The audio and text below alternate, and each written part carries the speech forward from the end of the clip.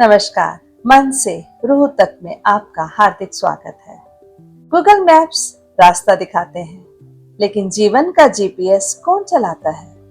जरा एक पल के लिए अपने आंखें बंद करके सोचिए, अगर आज आपके फोन से गूगल मैप्स हमेशा के लिए हट जाए तो शायद आप किसी अनजान शहर में भटक रहे होंगे। लेकिन एक सवाल है, अगर आपके जीवन का जीपीएस बंद हो जाए तो क्या आपको पता भी चलेगा कि आप भटक चुके हैं? यही तो सबसे बड़ा भ्रम है। दुनिया में लाखों लोग चल रहे हैं, दौड़ रहे हैं, सफल भी हो रहे हैं, सफल दिख भी रहे हैं, लेकिन क्या हर चलने वाला अपनी मंजिल की ओर बढ़ रहा है? जरूरी नहीं। गूगल मैप्स एक बात हमेशा पूछते हैं कि where do you want to go, क्योंकि जब तक मंजिल तय नहीं होती, रास्ता नहीं मिलता।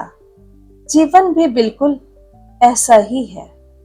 जिसने अपनी मंजिल सिर्फ धन, प्रसिद्धि या दूसरों से आगे निकलना बना ली हो, वह बहुत दूर तक तो जा सकता है, लेकिन भीतर से बहुत कुछ खाली रह जाता है उसके।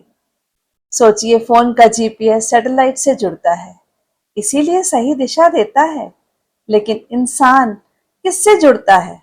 अगर मन लालच से जुड़ा है तो रास्ता छोटा लगने लगेगा। अगर हमारा अहंकार जुड़ा है तो हर इंसान कॉम्पिटिटर दिखाई देगा। अगर हमारी इच्छाएं जुड़ी हैं तो कभी कोई मंजिल दूर नहीं लगेगी। लेकिन जब हमारा मन सत्य से जुड़ता है, विवेक से जुड़ता है और ईश्वर से जुड़ता है, तब जीवन का इनर जीपीएस जाग जाता है। फिर रास्ते कठिन हो सकते हैं, लेकिन गलत नहीं होते। क्या आपने ध्यान दिया है? गूगल मैप्स बताता है कि आपने गलत मोड़ ले लिया है।